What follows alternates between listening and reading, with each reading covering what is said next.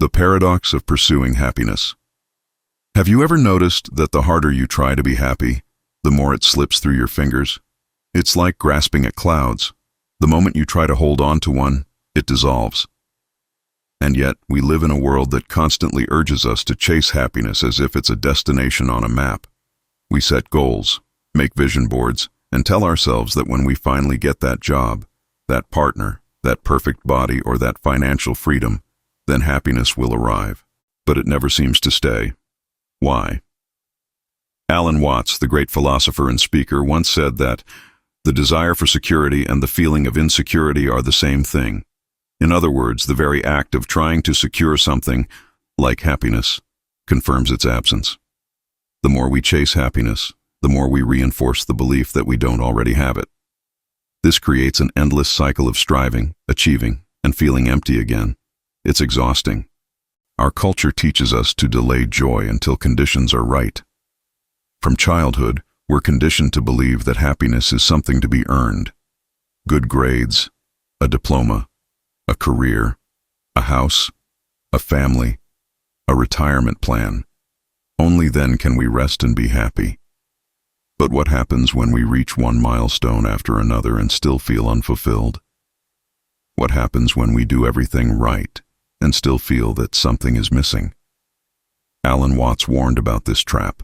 He spoke often of the tragedy of living for a future that never arrives. He pointed out that life is not a journey with a finish line. It is not about getting somewhere, but rather about dancing through the moments. Happiness, then, is not something we chase, but something we remember how to notice. It's here, right now. But our obsession with finding it elsewhere blinds us to its presence. When we think of happiness as a goal, we turn it into a possession. And once something becomes a possession, it becomes something we can lose. That's where anxiety creeps in. We start to fear losing the very things we think bring us happiness. The relationship, the money, the status, the freedom. And so we don't enjoy what we have. We guard it, stress over it, and cling to it. Joy is replaced by fear. But true joy doesn't operate on these terms. It doesn't need a condition. It doesn't wait for a perfect day, or a bank balance, or someone else's approval. It lives quietly in small moments. The warmth of morning light, the sound of laughter, the rhythm of your breath. Joy shows up when we stop demanding that life be different. When we stop chasing something out there and start noticing what's already here. Let's look at this from a more personal lens. Have you ever had a moment where you were just sitting, doing nothing in particular, and suddenly felt peaceful, even joyful, for no reason at all? That's joy arising naturally, not because you chased it, but because you allowed space for it. These moments are glimpses of what Alan Watts described as presence, being completely where you are, without reaching for the next thing. And here's the irony. When you stop trying to be happy, joy has room to emerge. When you stop thinking about how things should be, you start seeing how beautiful things already are. You realize that happiness is not something you achieve. It's something you uncover. It was always there, under the noise. So what does this mean for you? It means you can let go. You can stop treating life like a race. You can stop performing, hustling, and proving your worth in the name of happiness. You can sit back, take a deep breath, and simply be. You are allowed to experience joy now, not later. And the more you practice this presence, the more joy will find you. Not because you chased it, but because you made room for it. To close this first section, I want to ask you something simple. Have you ever felt more joy when you stopped chasing it? If that thought resonates with you, please leave a short comment below. It helps others see they're not alone, and it anchors this idea deeper within you. Comment this below. I don't chase joy. I create space for it. The trap of conditional living. From an early age, we are taught a silent equation. Success equals happiness. We're told, directly and indirectly, that if we work hard, get the right education, find a good job, meet the right person, and live in the right place, happiness will follow like a reward. This belief becomes the foundation of how we live. But hidden inside that equation is a dangerous assumption that happiness must be earned, that it is conditional. You've probably said or heard phrases like, "I'll be happy when I lose weight," or "I'll be happy once I'm out of debt," or "Once I meet someone who truly gets me, I'll feel complete." These statements sound innocent, even motivating, but they plant the idea that happiness is always later, never now. That joy only arrives once something else is in place. Alan Watts warned about this exact trap. He observed that people are always preparing to live instead of actually living. He said it beautifully. People go to school to get good grades, so they can get into a good college, to get a good job, to make money, to provide for a family, to retire, to finally enjoy life. But by the time they reach that point, they have forgotten how. Life has passed them by. Conditional living is built on a not yet mindset. And this mindset does something dangerous. It robs the present of its value. When you live in the future, your current moment becomes a stepping stone, not a destination. You stop noticing the details, the scent of your coffee, the laugh of a friend, the stillness before sleep. Everything becomes a means to an end, and that end never arrives. What's even more tragic is that when we finally get what we thought we wanted, the satisfaction is fleeting. The happiness is temporary. We feel good for a while, maybe a few hours, a day, a week, and then the mind returns to its habit. It says, "Okay, what's next?" The goalpost moves, and suddenly we are chasing again. This is why so many people achieve their dreams and still feel empty. It's not that the goal was wrong. It's that their happiness was attached to something external, something unstable. When the joy of life depends on results, outcomes, or people's approval, we become emotionally fragile. One small failure, one broken plan, one person's rejection, and the illusion of happiness crumbles. Alan Watts often reminded us that real life is not lived in some distant future. It is happening now, in every breath, in every blink. When we are constantly seeking, we miss the very thing we're seeking for. The mind is always one step ahead while the soul lingers behind, wondering when we'll come home to ourselves. So, how do we break free from this trap? First, we must begin by questioning the story. Who told us that we must accomplish a list of tasks before we're allowed to be at peace? Who said happiness lives in the arms of tomorrow? And why have we accepted that version of reality without protest? Second, we practice presence, not perfection. Presence. That means learning to find meaning in small things. That means learning to enjoy what's already here, rather than waiting for what might come. It means realizing that your value is not based on achievements. You don't need permission to be happy. You only need presence. Lastly, we can choose to change the language we use with ourselves. Instead of saying, "I'll be happy when," we begin saying, "I can feel grateful now." Instead of saying, "I need to earn joy," we begin saying, "I choose to see the joy that is already around me." These are not just phrases. They are shifts in awareness. Letting go of conditional living does not mean giving up on goals. It means no longer sacrificing the present for the illusion of a better future. You can still grow, evolve, and strive, but from a place of peace, not lack, from wholeness, not desperation. And in doing so, you reclaim your joy. As we close this section, reflect for a moment. Have you ever postponed your happiness for a dream that left you feeling the same? If that resonates with you, you are not alone. Many people are waking up to this truth. Feel free to comment below with, "I let go of the when and choose the now." Joy is found in presence, not pursuit. Close your eyes for a moment and ask yourself this simple question. Where does happiness truly live? Is it in the future? In the dream house you haven't built yet? In the vacation you're planning next year? Or does it exist in something more immediate, something closer? Alan Watts believed that joy is never something to be pursued. In fact, the very act of pursuing it guarantees its absence. This idea may seem counterintuitive in a world driven by goals, deadlines, and desires, but Watts invites us to consider a radical shift in perception. That joy is not a destination. It is a state of being that arises naturally when we are fully present, without trying to be anywhere else. Imagine dancing. You don't dance to get to the end of the song. You dance for the joy of dancing itself. The movement, the rhythm, the spontaneity, that is the point. No one enjoys a dance by rushing to the final step. Yet in life we treat everything as if it's a race to the finish line. We turn moments into means and overlook their meaning in the process. This is the danger of constant striving. When your eyes are always fixed on the horizon, you trip over the beauty at your feet. You miss the quiet wonder of the present moment. The smell of rain on the pavement, the sound of birds at dawn, the comfort of someone's voice on the other end of a call. These are the real treasures of life, and they exist now, not later. Alan Watts often spoke of the illusion of control.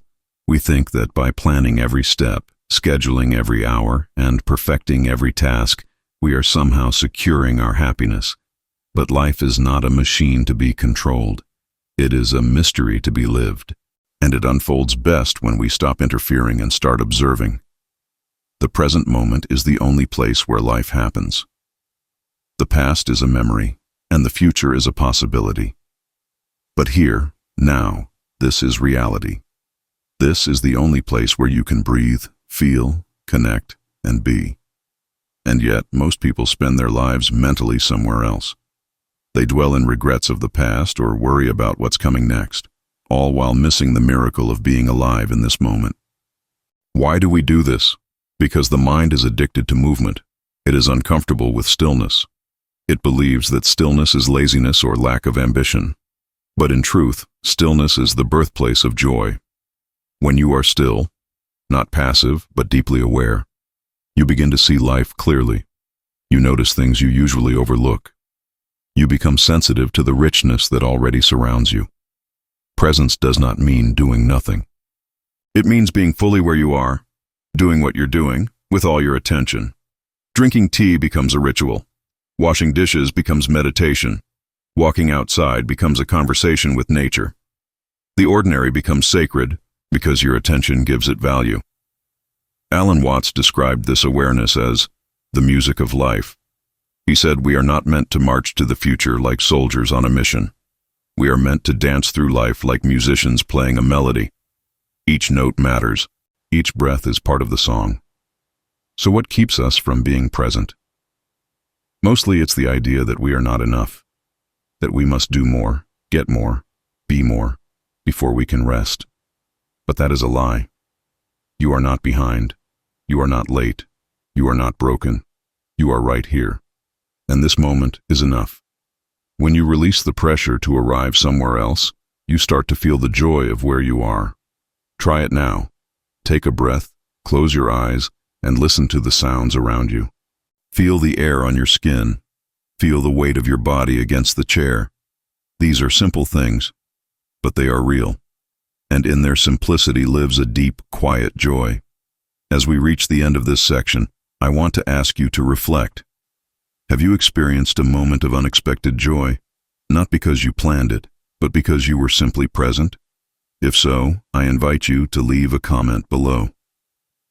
Let it be a reminder that presence, not pursuit, is where your joy lives. Comment this below. I choose presence over pursuit, and joy finds me. Surrendering control to reclaim. Joy. There is something we often misunderstand about surrender. Many people think that to surrender means to give up, to admit defeat, or to stop caring. In a culture that prizes effort, drive, and control, surrender feels like weakness.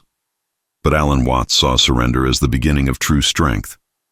He taught that only when we stop trying to control everything do we begin to see life clearly and allow joy to naturally arise. At the heart of so much of our suffering is resistance. We resist what is. We wish things were different. We fight against reality as if it were an enemy. We say, this shouldn't be happening, or I can't be happy until this is fixed. And in doing so, we create tension inside ourselves. We lock ourselves into a mental battle we were never meant to fight. Think about how often you try to force things to go your way. We try to force relationships to work, even when they're broken. We try to force people to change, even when they're not ready. We try to force outcomes, expecting life to bend to our desires. And when it doesn't, we feel defeated, frustrated, and disconnected. Alan Watts offered an alternative: to let go. Not in the sense of giving up, but in the sense of releasing our grip on how things should be. He called it aligning with the flow of life. Just as water flows effortlessly around rocks, we too can learn to navigate life with more grace when we stop clinging to rigid expectations. Surrender is not the absence of action. It is the absence of resistance. You can still move, dream, and make decisions, but you do so without fear. You let go of the need to control the outcome. You become a participant in the dance of life, not the choreographer of every step. Let us take an example. Imagine holding a handful of sand tightly. The tighter you grip it, the more it slips through your fingers. But if you hold it gently, it stays in your palm. That is the nature of joy. Hold it too tightly, and it disappears. Relax your grip, and it rests with you peacefully. When we surrender control, we begin to trust something deeper than our thoughts. We begin to trust life itself. We start to see that there is a rhythm to things, a natural unfolding that does not always follow our timeline, but often leads us exactly where we need to be. It may not be the path we imagined, but it often turns out to be the one we truly needed. This kind of surrender invites unexpected peace. You stop worrying about things you cannot change. You stop overthinking every decision. You stop fighting the current, and instead, you float. And in that floating, you begin to notice beauty again. You notice stillness. You notice ease. You rediscover the joy that was buried beneath all your effort. Alan Watts explained that suffering often comes not from pain itself, but from our resistance to pain. We brace ourselves against discomfort. We panic when things feel uncertain. But when we let go of the need to control everything, we soften. We accept. We become open to what is, rather than obsessed with what could have been. And in that openness, we find space. Space to breathe. Space to feel. Space to rediscover the simple truth that joy does not require perfection.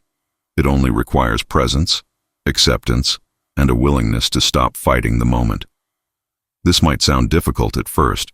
Surrendering control in a world that tells you to stay on top of everything can feel terrifying. But think of how heavy it is to carry the burden of control all the time. Isn't it exhausting? Isn't there a small part of you that wants to rest, to release the tension, to let go and trust? That is where freedom lives.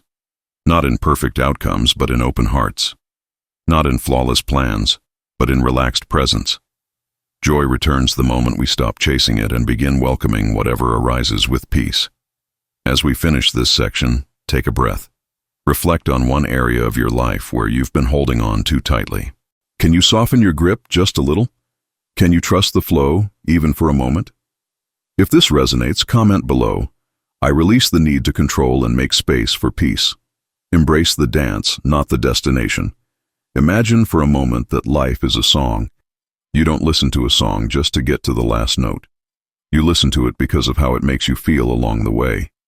The melody, the pauses, the rhythm, the emotion. That's what gives the song its meaning. If someone played only the final note of a song and said, "There you go, that's what it's all about," you'd be disappointed. Because the beauty was never in the end, it was in the experience. Alan Watts used this exact metaphor when he described life. He said that life is not a journey with a fixed end. It is more like music or dance, something we are supposed to enjoy as it unfolds. But most people live as if the purpose of life is to get somewhere, to reach a final destination, to complete a checklist and finally earn the right to feel peace. But if we live that way, we miss everything. We rush through childhood to become adults. We rush through school to start working. We rush through jobs to get promoted. We rush through our days, our meals, our conversations, all while thinking that joy is just around the corner. But then we blink, and years have passed, and we wonder where our life went. The truth is, we were never supposed to rush. We were supposed to feel, to experience, to participate, to breathe in the richness of each moment, no matter how ordinary. Joy does not wait for us at the end of the road. Joy walks with us if we are willing to slow down and notice. Alan Watts invited us to stop treating life as a problem to be solved. He reminded us that we are not here to win anything. We are here to live, to grow, to love, to lose, to begin again. The beauty of life lies not in arriving somewhere, but in being fully alive while we're here. There is incredible freedom in this idea. If you don't have to chase happiness, then you don't have to exhaust yourself trying to be enough. You don't have to prove your worth to anyone. You don't have to wait for some perfect moment. You can begin right now. You can decide to participate in the dance, no matter what music is playing today. Maybe today your life feels offbeat. Maybe the rhythm is slower than you'd like. Maybe you are in a season of waiting, healing, or rebuilding. That's okay. Every part of the dance matters. The pauses, the stillness, the quiet steps, they all have a purpose. You are still moving. You are still here. And that is enough. This doesn't mean we stop dreaming or setting goals. It means we stop using those goals as conditions for our joy. You can still move forward. You can still grow. But do it from a place of peace, not pressure. Do it because it inspires you, not because you're afraid of being left behind. Let life be more about meaning and less about milestones. Let it be about the laughter you share, the silence you savor, the people you love, the lessons you learn.